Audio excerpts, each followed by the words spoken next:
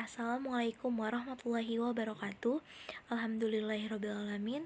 Puja-puji serta syukur kehadirat Allah Subhanahu wa Ta'ala yang telah memberikan kita beribu-ribu nikmat, diantaranya nikmat iman, Islam, serta sehat walafiat, sehingga kita dapat mengikuti kembali mata kuliah ilmu kalam.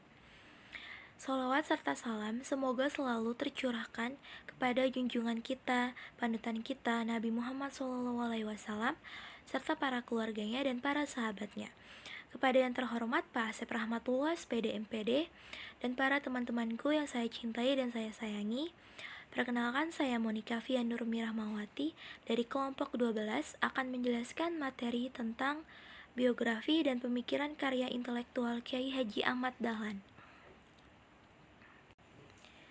Pada materi ini akan dijelaskan biografinya, pemikirannya, dan karya intelektualnya. Kiai Haji Ahmad Dahlan memiliki nama asli Muhammad Darwis. Lahir di Yogyakarta pada tanggal 1 Agustus 1868.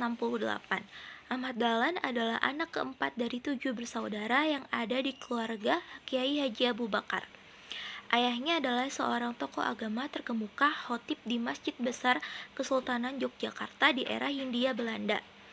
Sedangkan ibunya adalah Siti Aminah, adalah putri Haji Ibrahim, penghulu di Kesultanan Yogyakarta pada masa itu. Silsilah Kiai Haji Ahmad Dahlan. Ditelusuri lebih jauh, silsilah Kiai Haji Ahmad Dahlan sampai pada salah satu wali songo, yaitu Maulana Malik Ibrahim, yang juga terhubung ke Nabi Muhammad SAW. Muhammad Darwis bin Kiai Haji Abu Bakar bin Kiai Haji Muhammad Sulaiman bin Kiai Murtadla bin Kiai Ilyas bin Demang Zurung Zuru Kapindo bin Demong Zurung Zuru Pisan bin Maulana Sulaiman Ki Ageng Gribik Jatinom bin Maulana Muhammad Fadlullah Prapen bin Maulana Ainul Yakin bin Maulana Ishaq bin Maulana Malik Ibrahim. Historis pendidikan Kiai Haji Ahmad Dahlan.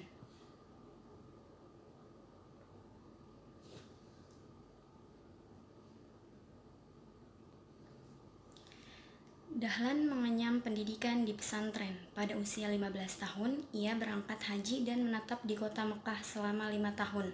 Selama di Mekah, Kiai Dahlan memperdalam ilmu agama dan juga berinteraksi dengan Muhammad Abduh Al-Afghani, Rashid Ridho, dan Ibnu Taimiyah yang memiliki pemikiran-pemikiran pembaru dalam Islam. Pada tahun 1902 sampai dengan 1904, ia kembali menunaikan ibadah haji untuk kedua kalinya yang dilanjutkan dengan memperdalam ilmu agama kepada beberapa guru di Mekah. Sepulang dari Mekah, ia menikah dengan Siti Walidah, saudara sepupunya sendiri, anak Kiai penghulu Haji Fadil yang kelak dikenal dengan Nyai Ahmad Dahlan, seorang pahlawan nasional dan pendiri Aisyah. Dari perkawinan tersebut ia dikaruniai 6 orang anak, yaitu Johanah Siraj Dahlan, Siti Busyra, Irfan Dahlan, Siti Aisyah, dan Siti Zahrah. Kemudian kita masuk daripada pemikiran Kiai Haji Ahmad Dahlan. Kiai Dahlan atau Kiai Ahmad Dahlan melihat bahwasanya Islam di Nusantara kala itu penuh dengan pengaruh takhayul, khurafat, dan bid'ah. Beberapa hal bahkan tidak sesuai dengan perintah Allah Subhanahu wa taala yang tertuang dalam Al-Qur'an dan hadis Nabi Muhammad SAW. Selain berbagai masalah tadi, ada permasalahan lain yang menurutnya juga sangat perlu diluruskan, yaitu sikap taklid buta masyarakat kepada guru atau ulama. Apapun yang dikatakannya dianggap sebagai kebenaran absolut. Sikap tersebut menurut Kiai Ahmad Dahlan membuat masyarakat kehilangan daya kritis terhadap kebenaran suatu cerita, pendapat atau fakta yang dikeluarkan oleh kiai atau ulama atau yang pada saat itu sangat dihormati. Tambah lagi, ia juga melihat bahwasanya ada upaya kristenisasi dari pemerintah kolonial Hindia Belanda terhadap masyarakat. Upaya kristenisasi ini harus itu dilakukan melalui lembaga-lembaga pendidikan, balai pengobatan, atau siswa masjid dan lain-lainnya. Jadi ketika ini Ki Ahmad Dahlan melihat 3 poinnya. Pertama ada tahayul, yang kedua ada khurafat, yang kedua yaitu adalah bid'ah. Dari 3 ini maka muncullah karya intelektual beliau. Akhirnya beliau membuat gagasan atau membuat suatu organisasi yang disebut sebagai Muhammadiyah. Beliau